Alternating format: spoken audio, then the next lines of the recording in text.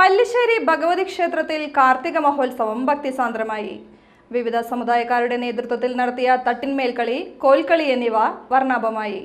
വിശേഷാൽ പൂജകൾക്ക് ശേഷം കാവടി വരവ്, വിവിധ ദേശക്കാരുടെ വേലകൾ, കുതിരകളി, ദാരികൻ കളി, മുടിയാട്ടം, വെള്ളഭൂതം, കരിമ്പൂതം, തെയ്യം, തിറ, പൊയ്ക്കുതിര, ദേവനൃത്തം എന്നിവയും കാർത്തിക മഹോത്സവത്തിനോടനുബന്ധിച്ച് നടന്നു.